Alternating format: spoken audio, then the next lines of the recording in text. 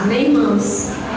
Vamos fechar nossos olhos e levar nosso pensamento somente a Deus, porque nós estamos aqui com um só objetivo: adorar ao nosso Deus. Amém? Vamos orar. Nosso Deus, nosso Pai, nós te agradecemos por este momento maravilhoso. Tu nos concedeste estar aqui na tua casa de oração para louvar e bendizer o teu santo nome.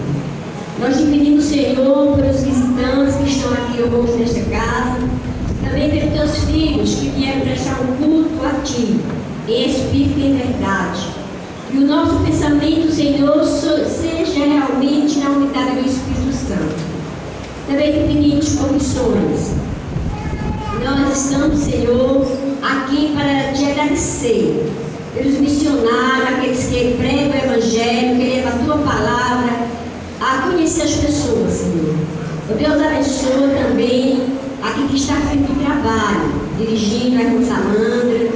Cada dia ela tenha esse prazer de levar missões, de prestar um culto a ti, de levar a tua palavra às pessoas ao seu redor, como todos esses jovens aqui na plataforma, esses jovens, a banda GA, que tem levado a palavra através de uma música, que tu possa estar abençoando esses jovens, Senhor, que tu levantaste aqui no pedaço do teu reino.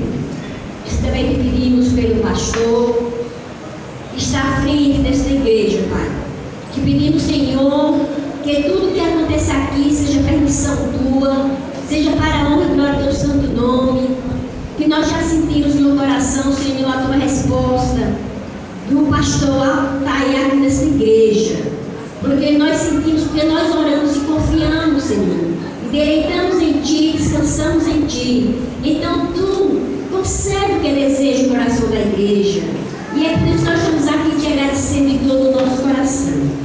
Abençoa a mensagem, que seja ungida pelo Espírito Santo, que seja, Santo Deus, teu servo seja ungido pela unção de Deus, que traga mensagem alimentadora, Senhor, alimento, vasto e verdejante, que nós possamos se alimentar na palavra do Senhor. Abençoa, Santo Deus, que hoje nessa casa possa haver salvação, Senhor. Abençoa todos os visitantes, todos os teus filhos que estão aqui presentes. Nós te pedimos, Senhor, e te agradecemos em nome do teu Filho amado, Jesus. Amém.